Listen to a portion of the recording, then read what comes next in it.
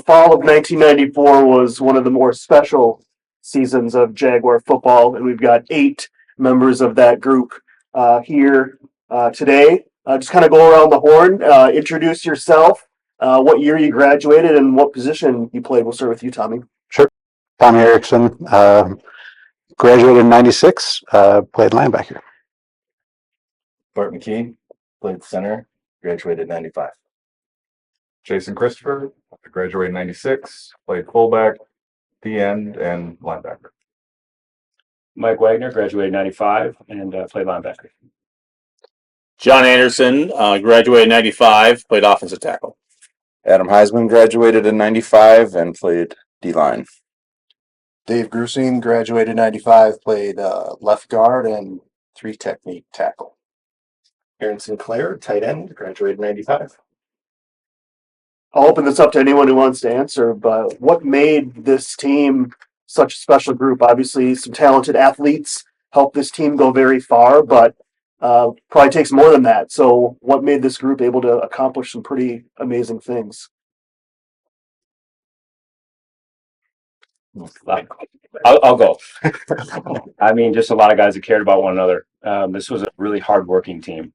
So we didn't have like the big, D1 category folks. We had a lot of guys that continued on and played football, but everyone just really worked hard together. So I think. Yeah, I'd had just trust and belief in yourself and each other, right? We knew everyone would do their job, so you just had to worry about your job. There's a tremendous amount of depth of talent throughout the entire program. As Mike just sort of said, there was not sort of a singular star like we've had in the past, but just a huge, massive amount of guys who played extremely hard and cared and worked together for a long time. Many of the guys who were on that team played together or played against one another in BEA growing up and then in middle school, and had some real formative years together for a long time. When did you kind of know or understand that this is a talented group, but also a group that can play well together, and maybe we are good enough to do some pretty incredible things like reach a state tournament? Was it early on in camp, or did that kind of develop as maybe the season went along and the wins started to pile up? I think for me was the win over Burnsville. That was, I believe, the first time Stan had beaten Burnsville.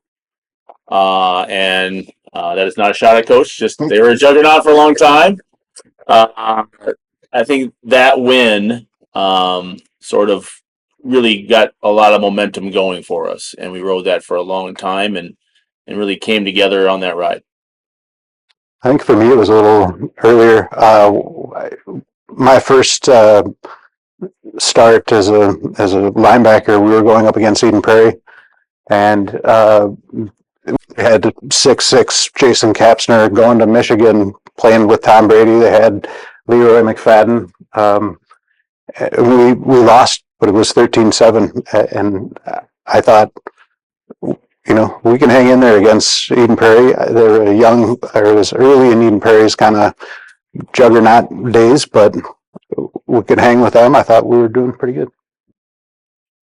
I think for me, I don't know if I ever really appreciated like how good we were playing and what was happening, because it seemed like week in and week out we were playing with everyone. You get to the end of the season and you look at everyone's records and you realize how good the opponents were.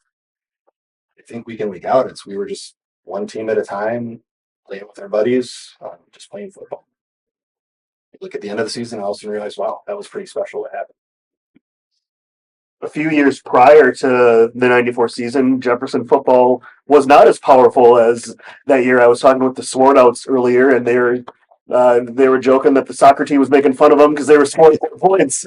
So what was it like to see the program for maybe the seniors on this group go from not a great place to that trajectory that led you to that state tournament run? There was a tremendous amount of success in Jefferson at that time. Jeez, where did my voice go? There were teams that were winning state championships left and right, from the hockey team to the girls basketball team, and there was individuals that were dominating, and it felt so special to be part of that, to add to that legacy of the school at the time. to make a extremely deep run like that. You know, I think even some of us in the winter season, when the hockey team lost in the first round of the state tournament, were a little bit happy that the football team actually went further than the hockey team that year. So it was quite joyous to realize how special that was in that run. And too, all of us who played together when we were little, we had always been really competitive and pretty good. You know, so it was just kind of like, this is just the way we do things and the way we play. I remember since BAA competing with some of these guys and against some of these guys. And it was always just really competitive and a lot of great parity of us just growing up playing against good people. I'll just add that the hallways were filled with a lot of excellent athletes. For as good as the team was, we were able to maintain a relatively low profile in the school because of how much ego was walking around campus at the time. And I think it's a testament to just this group of guys in particular, as part of that team, the fact that that it wasn't about any individual. It wasn't about career football or career hockey or whatever. It was about playing as a team. We've got to talk about Eden Prairie, the section championship. Still one of the favorite sporting events that I've ever attended as a freshman at Jefferson that year. What an amazing game to be able to pull that out in double overtime, I believe. What were some of the memories that you have of that game, one of the bigger wins in Jefferson history? I remember the crowd was crazy. I don't think I had ever seen that many people at one of our games. I think there was a dance that There night. was a dance too. I tried to lobby the principal to change the dance because we were going to get to that game, and they didn't. And I think it's because they didn't think we'd get to that game. But ultimately, yeah. So everyone went to the dance late. But that walk from the locker room, Oh, it was a little walk, and once the doors opened, you could hear Yeah. and it wasn't just the crowd; you could hear people chanting, like JGS or something like that. So, And that's an away game too. An away game. A lot of Jefferson fans there. What did it feel like to have that support in that game? better not let them down. You know, there's so many great memories from that game. You know, to me, one thing that really stood out is I remember sitting on the bench during overtime, being there with Birdie and the rest of the O-line, and I'm sure Bart was there with me, and Bruce, you were both ways guys, so you might have been there, you might not have been there, and I'm sure Aaron was right there as well. And we had scored in overtime, made the extra point, and we were watching from the bench, and we were Birdie was giving us sort of last instructions after Eden Prairie had scored, and we all just paused, watched the extra point, and sat there in just stunned silence for just a split second, and just tried to comprehend what had just happened when he missed it, and then just jubilation. Yeah, I remember coming back because I was nose guard, so I was at the bottom of the pile, and you know, by the time you get up and everyone's going nuts, it's like, they miss it? Did we block it? Like, then you don't care because it's just like, what happened? But So my yeah, my vantage point of the miss, I was exactly where I turned around to watch it, and I saw the ball go wide. And so, like, I feel like I was one of the first to kind of know it happened because I Yeah. wasn't down at the bottom of the pile.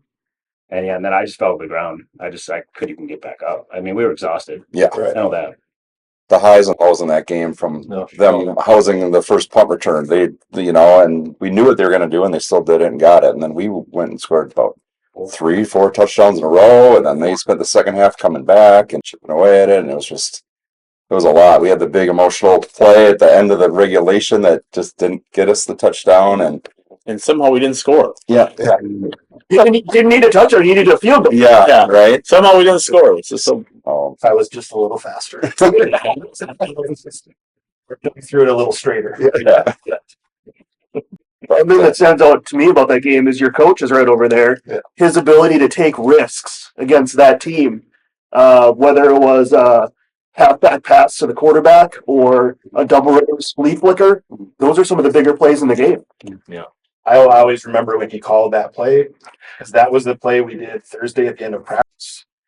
And I always assumed it was just like a screw off, kind of like, let's just have a good time and chuck this. And he called it. And I remember looking at him for a minute, like, are we really, right now? Are we really going to do this? And everyone went. And I was like, we're really going to run this. Perfect. It's better than it did in practice. I just remember how hard it was to take Leroy McFadden down. Oh, yeah. I mean, that was a beast of a player. I mean, I'm sure just a wonderful team, but man, he was bigger than I was. We were trying to tackle him faster than I like. It was amazing. He was an amazing football player, but it was awesome to win that as a group together in such miraculous fashion. I got to share this too. Mike Maxwell put a lot of our games on a USB drive for me one time, and I was watching it on an airplane 20 years later.